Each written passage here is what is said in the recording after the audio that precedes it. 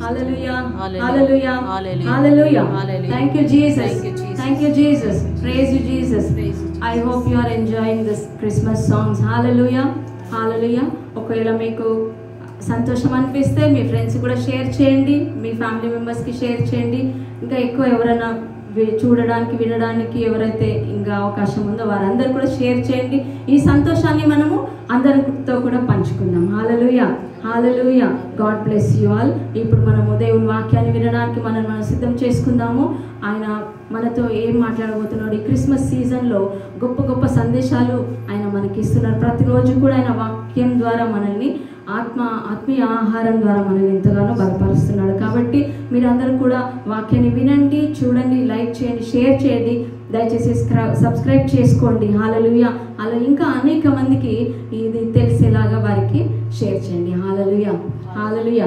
God bless you all.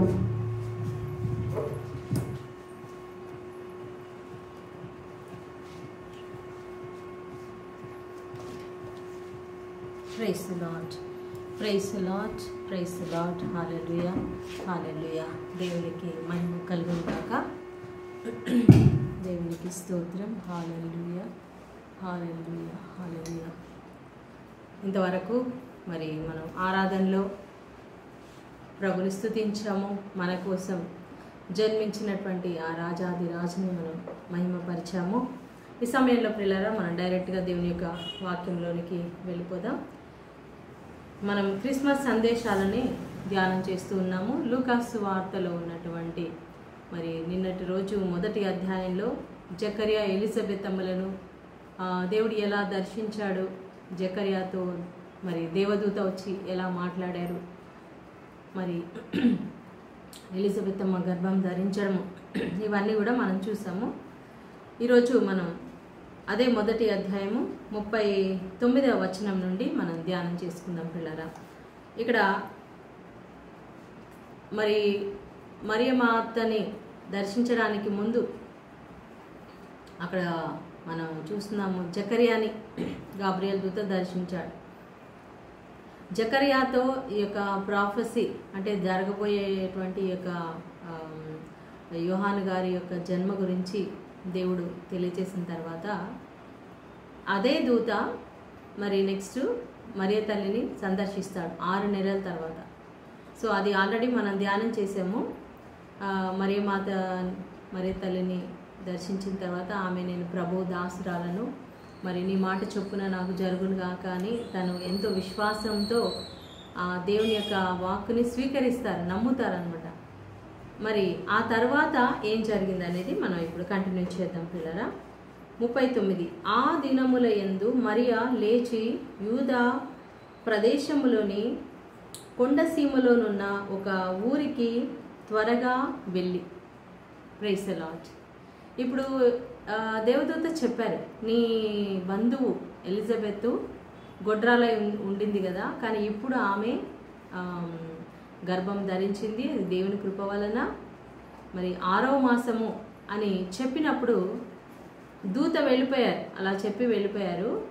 ఇంకా ఈ యొక్క మరియా త్వరగా ఆమె లేచి ఏం చేసింది, ఆమె యూదయ దేశంలో ఉన్నటువంటి కొండసీమలో ఉన్నటువంటి ఒక ఊరికి ఆమె వెళ్ళింది. ఎవరింటికి వెళ్ళిందంటే జకర్యా ఇంటికి వెళ్ళింది అనమాట, ఎలిజబెత్ అమ్మ ఇంటికి.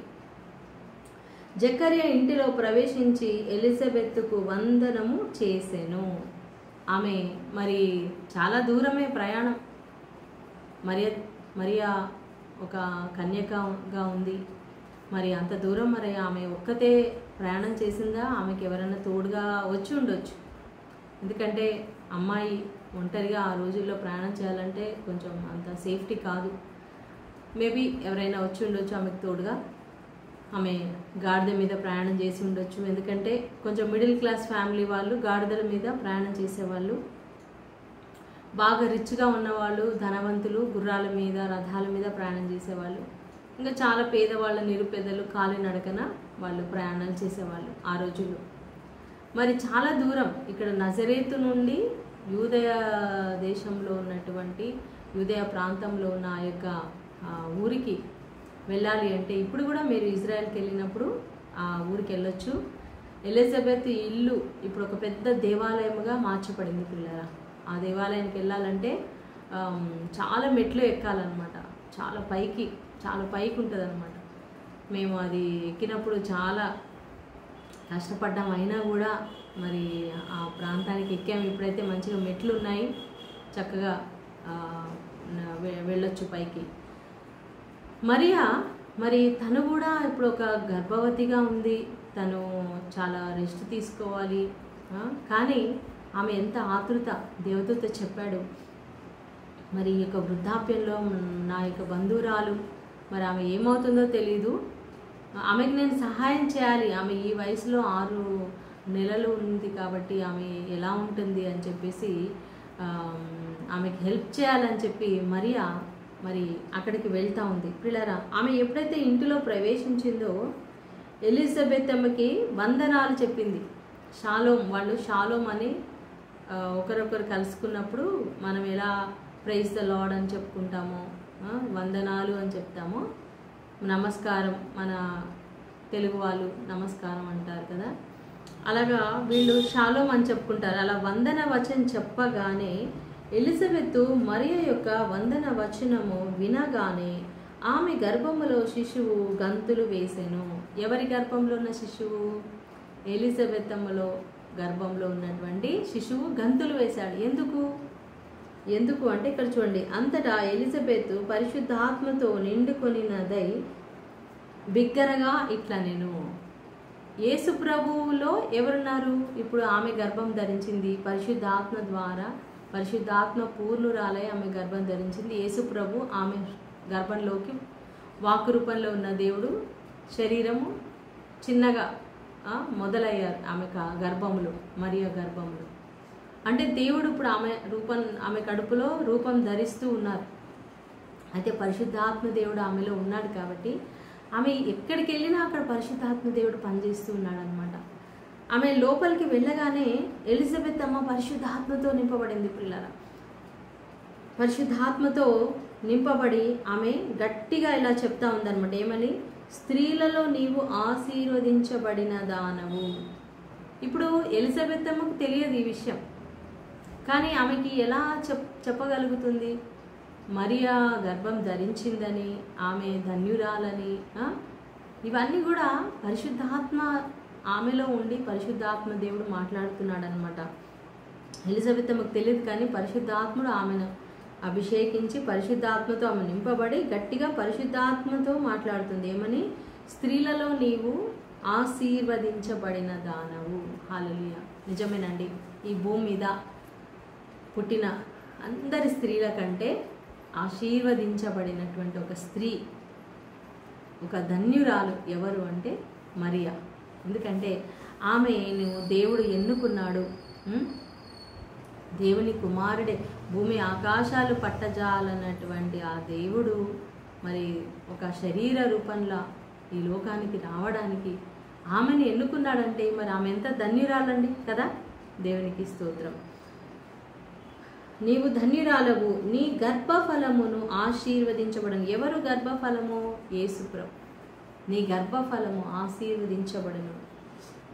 నా ప్రభువు తల్లి, నా ప్రభువు. హూ ఇస్ దిస్ ప్రభువు?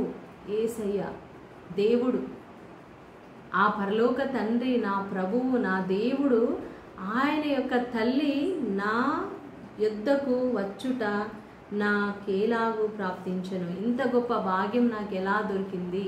నా ప్రభువు తల్లి నా దగ్గరికి వచ్చింది. చూడండి ప్రియులారా, చాలామంది దైవజనులని మనం గౌరవిస్తూ ఉంటాం కదా. మరి దైవజనుల యొక్క తల్లిగారు వచ్చారనుకోండి, ఎవరైనా మీకు ఇష్టమైన సేవకుడు, సేవకురాలు, వాళ్ళ తల్లిని తండ్రిని మీరు ఎలా చూస్తారు? వాళ్ళని మీరు అపహాస్యం చేస్తారా? లేదా వాళ్ళని పట్టించుకోకుండా ఉంటారా? లేదా వాళ్ళని తక్కువగా చూస్తారా? లేదు. మనం ఈ దైవజనులను ఎంత ప్రేమిస్తామో అంత రెస్పెక్ట్ వాళ్ళకి ఇస్తాం, తల్లిదండ్రులకి ఇస్తాం, వాళ్ళ తల్లిదండ్రులు. నేను సేవ చేసేటప్పుడు కూడా మా మమ్మీ డాడీ ఒకసారి నేను సేవ చేసి ఆ చర్చికి వచ్చారు. అక్కడ అమ్మ నా పక్కనే నుంచొని నా గురించి సాక్ష్యం చెప్పింది. ఆ సాక్ష్యం చెప్పినప్పుడు పిల్లగా మరి ప్రజలందరూ తర్వాత మా మమ్మీ దగ్గరికి వెళ్ళి ప్రేయర్ చేయించుకున్నారు. అందరు నన్ను వదిలిపెట్టేశారు, మా మమ్మీ దగ్గరికి వెళ్ళి మంచిగా మాట్లాడి ఆమెను చాలా గౌరవించారు, రెస్పెక్ట్ చేశారు. సో దేవుణ్ణి బట్టి ఆమెకు అంత ఘనత కలిగింది. ప్రియులారా, యేసు ప్రభు ఆమె గర్భంలో వచ్చారు కాబట్టి, దేవుడు ఆమెను అంత ఘనపరిచాడు కాబట్టి మనం కూడా ఆమెని ఘనపరచాలి. ఆమె ఒక దేవుడు దేవత కాదు, షీఈ్ ఆల్సో ఒక సాధారణమైన స్త్రీ. కానీ దేవుడు ఆమెకు ఆ గొప్ప అవకాశం ఇచ్చాడు కాబట్టి, దేవుడు ఆమెను ఘనపరిచాడు కాబట్టి మనం కూడా ఆమెని ఘనపరచాలి.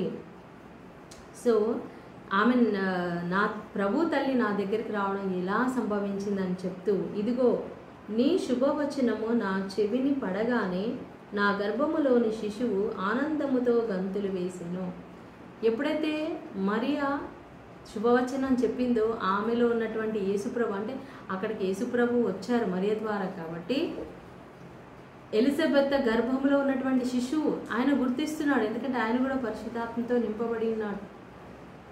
ఆయన కూడా తెలిసిపోయింది, నా ప్రభు తల్లి, నా ప్రభు యేసయ్య నా దగ్గరికి వచ్చాడు అని. ఆయన కూడా ఆయన హృదయంలో ఆనందిస్తూ లోపల గంతులు వేస్తున్నారంట.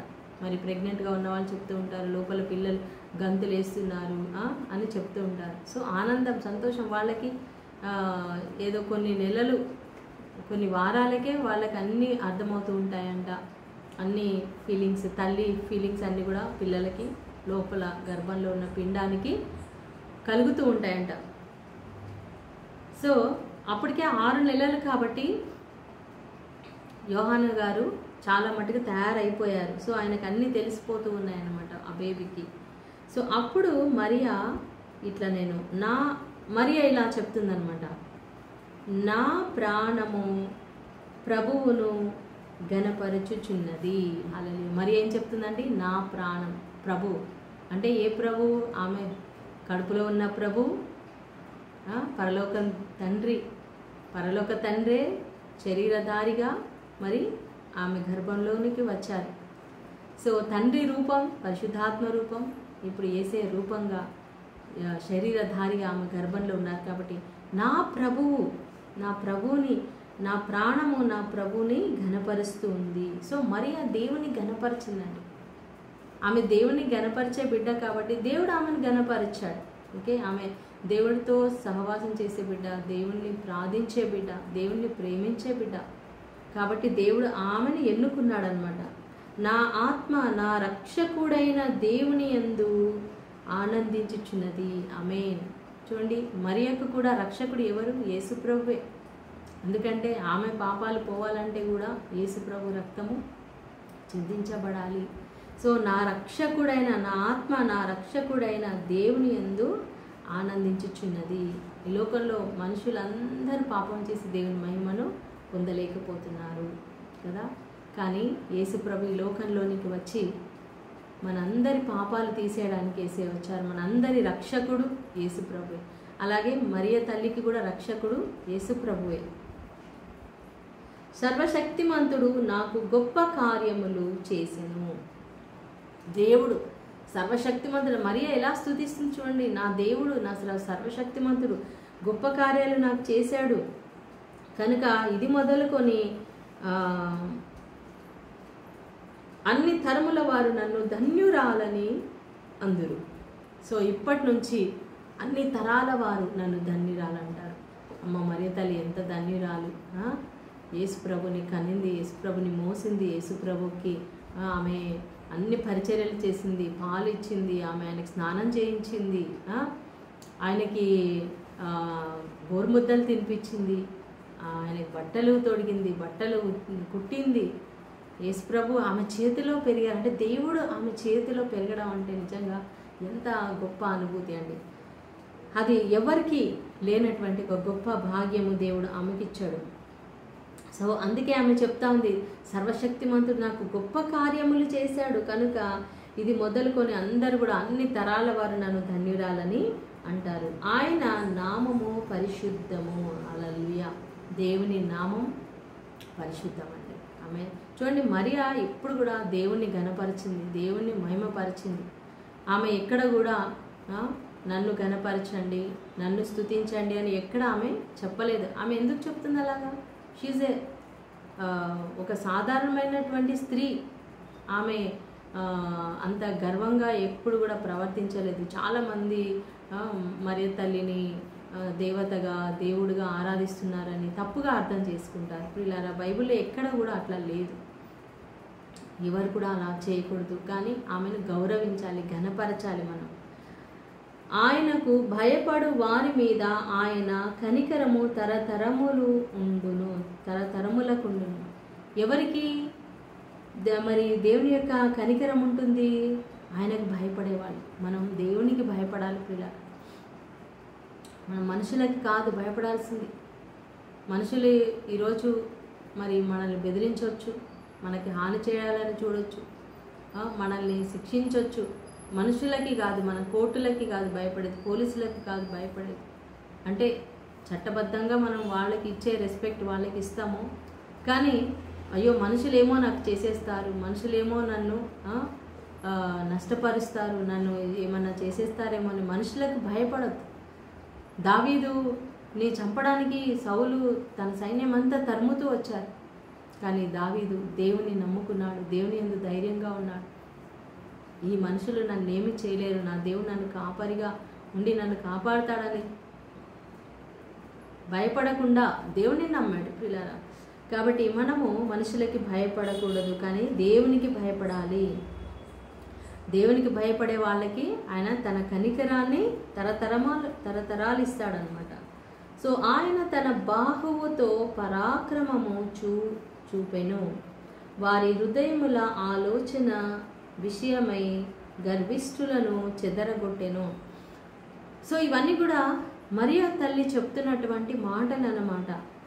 ఆయన తన బాహువుతో పరాక్రమము చూపిన, తన దేవుని యొక్క బాహువు అంటే కూడా యేసు ప్రభువుగానే మనం బైబిల్లో చూస్తాం.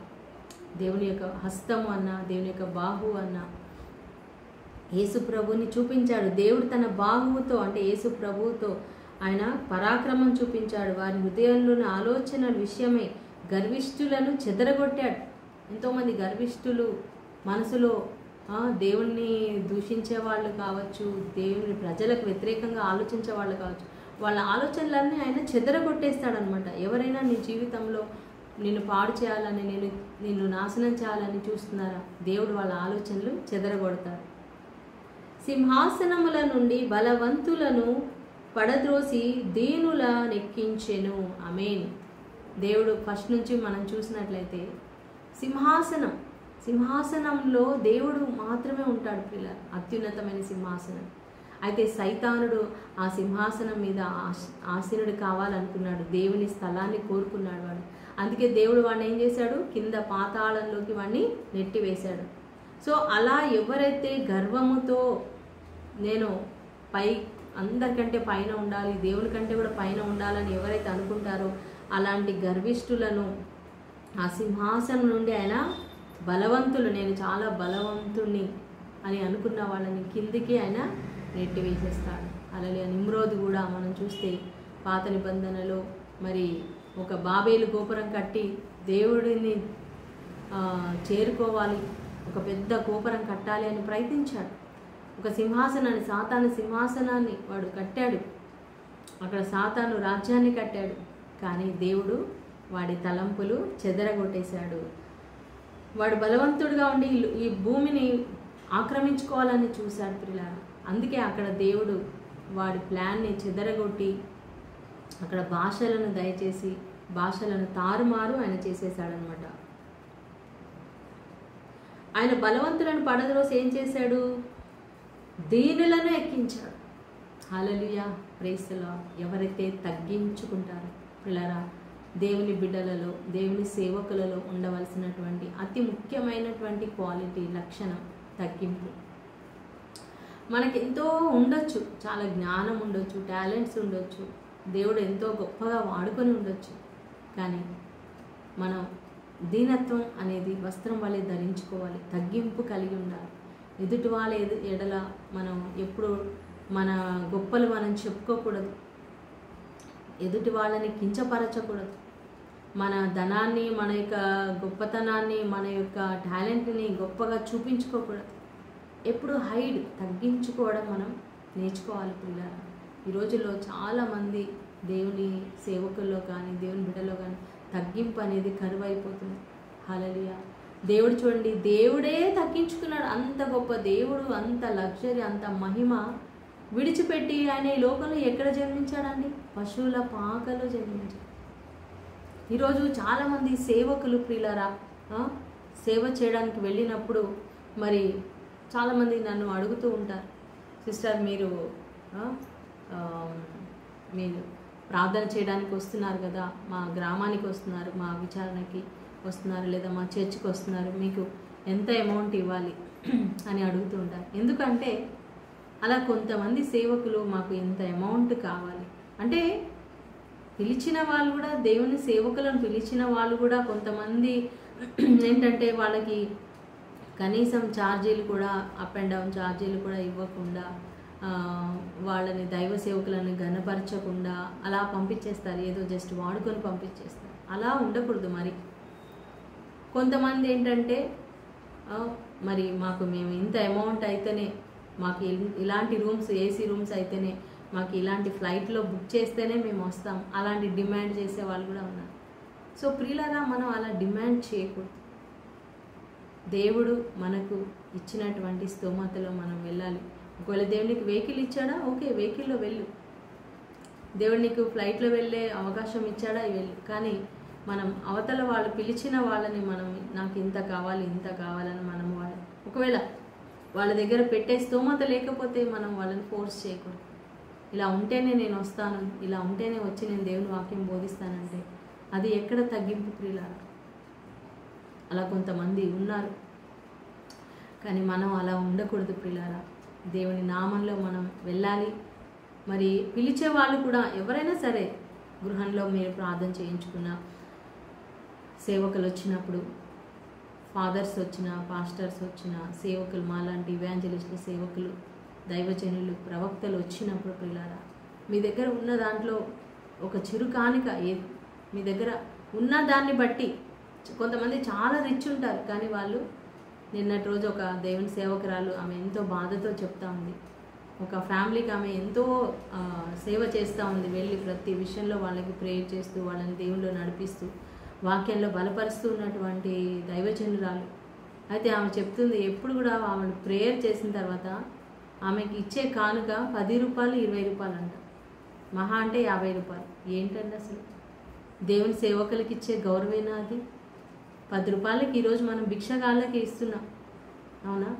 ఒక దేవుని సేవకులు నీ ఇంటికి వచ్చినప్పుడు నీకు ఉన్న స్తోమత వాళ్ళకి ఇచ్చేంత స్తోమత లేదా? దేవుని నిన్ను దీవించలేదా?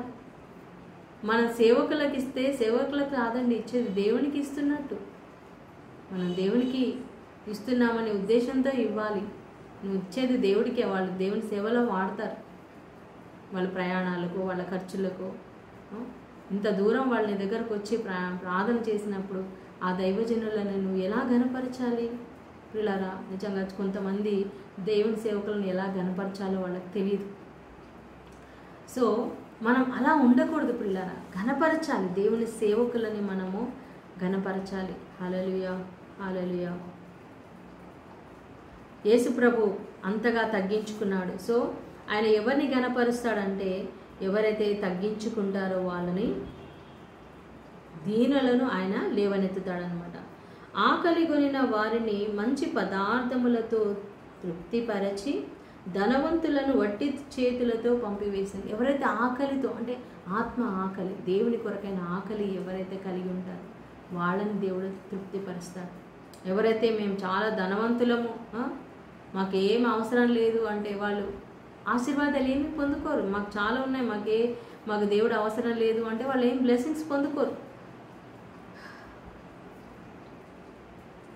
అబ్రహామునకును అతని సంతానమునకును యుగాంతము వరకు తన కనికరము చూపి జ్ఞాపకము చేసి కొందునని మన పితరులతో సెలవిచ్చినట్టు ఆయన తన సేవకుడైన ఇజ్రాయేలునకు సహాయము చేసెను. హల్లెలూయా. మరియ తల్లి చెప్తున్నారండి ఈ మాట. అబ్రహామునకు దేవుడు వాగ్దానం చేశాడు కదా, నీ సంతానాన్ని నేను ఆకాశ నక్షత్రాలాగా నేను విస్తరింపచేస్తాను, మీలో నేను ఒక రాజును పుట్టిస్తాను, ఆయన ఇజ్రాయెల్ ప్రజలని రక్షిస్తాడు అనేసి మోషే వంటి ప్రవక్తను పుట్టిస్తానని చెప్పాడు. యుగాంతం వరకు, ఇప్పుడు ఈ యుగం అంతంలోకి మనం వచ్చేసాం ప్రియులారా. ఆది కాండం నుండి ఇప్పటి వరకు మనం చివరి దశలో ఉన్నాం. ఈ యుగాంతం వరకు తన కనికరము చూపి జ్ఞాపకము చేసుకొందునని దేవుడు చెప్పాడు. చివరి దాకా ఇజ్రాయెల్ ప్రజల్ని నేను జ్ఞాపకం చేసుకుంటాను, వాళ్ళకి తన కనికరం చూపిస్తానని తన పితరులతో అబ్రహాం, ఇస్సాకు, యాకోబులతో ఆయన వాగ్దానం చేసినట్లు తన సేవకుడని ఇజ్రాయేలునకు ఆయన సహాయం చేశాడు. ఎలా సహాయం చేశాడు? దేవుడు తన కుమారుని లోకానికి పంపించాడు. Hallelujah, praise the Lord, thank you Lord. అంతటా మరియా ఇంచుమించు 3 నెలలు ఆమెతో కూడా ఉండి పిమ్మట తన ఇంటికి తిరిగి వెళ్ళాను. హల్లెలూయా, ప్రైజ్ ది లార్డ్. చూడండి, మరియా ఎలిజబెత్ అమ్మ దగ్గర 3 నెలలు. ఇప్పుడు మరియా పరిశుద్ధాత్మతో నింపబడి మాట్లాడారు, ఆమె కూడా ఎలిజబెత్ అమ్మ కూడా పరిశుద్ధాత్మతో నింపబడి మాట్లాడారు. అంటే ఇద్దరు వ్యక్తులు పరిశుద్ధాత్మతో నింపబడిన వాళ్ళు కలిసినప్పుడు ఏమవుతుంది? అక్కడ దేవుని స్తుతి, వాళ్ళు దేవుని ఘనపరచాలి. సో ఇద్దరు దేవుని బిడ్డలు కలిసినప్పుడు మనం కూడా దేవుని స్తుతించాలి, దేవుని మహిమపరచాలి, దేవుని ఘనపరచాలి. పిల్లలు మనలో తగ్గింపు కలిగి ఉండాలి. మరియను చూసినప్పుడు, మరియ తల్లిని చూసినప్పుడు మనం కూడా ఈ తగ్గింపు నేర్చుకోవాలి. నేను చాలా గ్రేట్, నేను దేవునికే నేను తల్లిగా అయిపోయాను, అందరూ నన్ను గౌరవించండి, అందరూ నన్ను నమస్కరించండి, నేను ఒక దేవుణ్ణి అని చెప్పారామా? లేదు. ఒక సాధారణమైన స్త్రీ, ఆమె నా ప్రభువు, నా రక్షకుడు, నా ప్రభువు, నా ఆత్మ నా ప్రభుని స్తుతిస్తుంది, నా రక్షకుడైన దేవుని యందు ఆనందిస్తుంది. ఆమె దేవుణ్ణి ఒక దేవుడిగా, రక్షకుడిగా అంగీకరించి ఆమె ఆరాధించింది. దేవుడు నన్ను ఎన్నుకున్నాడు, అసలు నేను ఏపాటిదానను, ఆయన నన్ను ఎన్నుకున్నాడు అని అంతగా ఆమె ప్రభుని స్తుతించింది. దేవుని వాగ్దానాలను జ్ఞాపకం చేసుకొని దేవుని ఘనపరిచింది. అంతేకాదు, ఆమె గర్భంలో యేసు ప్రభువు అంత దేవుని కుమారుడు ఉన్నా కూడా ఆమె ఎలిజబెత్ అమ్మకు 3 నెలలు అక్కడ ఉండి ఏం చేసి ఉండొచ్చు అండి? 3 నెలలు పుట్టిగా తిని కూర్చుంటారా? ఆమెకి ఎంతో పరిచయం చేసింది. ఎందుకంటే 6 నెలలు కదా ఎలిజబెత్ అమ్మకు, 9వ నెలలో అంటే ఇక డెలివరీ టైంలో ఆమె ఇంకా అప్పటి వరకు ఉండి వచ్చేసింది అనమాట. ఆమెకు అన్ని సపర్యలు చేసి ఆ లాస్ట్ డేస్లో ఎంతో సంతోషం. మరి యోహాను గారు యేసు ప్రభుతో 3 నెలలు దగ్గరగా ఉండి గడిపారు సమయం. సో దేవుడు అలాంటి ఒక గొప్ప భాగ్యాన్ని వాళ్ళకి ఇచ్చాడు. యేసు ప్రభు వాళ్ళ ఇంట్లో ఉన్నాడు, అంటే గర్భంలో ఉన్న శిశువుగా మరి మరియ తల్లి ద్వారా ఎలిజబెత్ అమ్మ ఇంట్లో యేసు ప్రభు ఉన్నారు, యోహానుతో ఉన్నారు, జకర్యాతో ఉన్నారు. 3 నెలలు ఆమె వాళ్ళకి పరిచర్య చేసి తిరిగి వెళ్ళింది. సో మనం కూడా ప్రియులారా, మన బంధువులకి, మన రక్త సంబంధులకి మనం హెల్ప్ చేయాలి, సహాయం చేయాలి. వాళ్ళు సిక్కున్నారంటే, వాళ్ళు బాగాలేదంటే వెళ్ళి ఒక 1 రోజులు, ఒక నెల రోజులు ఉండి హెల్ప్ చేయొచ్చు కదా. ఈ రోజుల్లో ఎవరు కన్న బిడ్డలే హెల్ప్ చేయట్లేదండి, కన్న బిడ్డలే చూసుకోవట్లేదు, తల్లిదండ్రులను చూసుకోవట్లేదు. మరి తల్లిని చూసి మనం ఎన్నో నేర్చుకోవచ్చు. సో అలా మనం ఆమెను చూసి ఎన్నో మంచి విషయాలు నేర్చుకుందాం. మరి అలా హెల్ప్ చేసేదే నిజమైన Christmas. Hallelujah, praise the lord. ఇతరులకు సహాయం చేయాలి, ఇతరుల కన్నీరు తుడవాలి, ఇతరులను ఓదార్చాలి. ఓకే, మన సంతోషం, మన కుటుంబం, మన ఆశీర్వాదమే కాదు, ఇతరులను కూడా మనం చూసుకోవాలి. దేవుడి వాక్యం దీవించునుగాక. ఆమె ప్రార్థన చేసుకుందాం. స్తోత్రం నాయనా, మహాగణుడా, పరిశుద్ధుడా, మా ప్రియ పరలోక తండ్రి, మీ పరిశుద్ధ నామానికి మహిమ కలుగునుగాక. ఇదిగో నాయనా, ఈ యొక్క సాయంకాలం ప్రభా నీ వాక్యం ద్వారా మాతో మాట్లాడినందుకు వందనాలు తండ్రి. అవును ప్రభా, మరియ తల్లి నైనా, నిన్ను మోసిన తల్లి నైనా, 9 నెలలు ఆమె ఎంతో గనురాలుగా నువ్వు ఎంచుకొని ఆమెని ఎన్నుకున్నావు. అయినా కూడా ఆమెలో ఎంతో తగ్గింపు, ఎంతో వినయము నాయన, ఇతరులకు పరిచర్య, ఇతరులకు సహాయం చేసే మనసును ఇచ్చావు, నిన్ను గణపరిచే మనసు నా బిడ్డకి ఇచ్చావు నాయన. స్తోత్రం తండ్రి. అలాగే ఎలిజబెత్ అమ్మని బట్టి కూడా వందనాలు. ఆమె జీవితంలో కూడా నువ్వు గొప్ప కార్యాలు చేసావు నాయన. స్తోత్రం. అలాగే ప్రభా, ఈరోజు ఎంతమంది అయితే నీ వాక్యం విన్నారు, వారందరినీ నీ ఆత్మతో నింపమని ప్రార్థిస్తున్నాను దేవా. వారికి స్వస్థత, విడుదల దయచేయండి.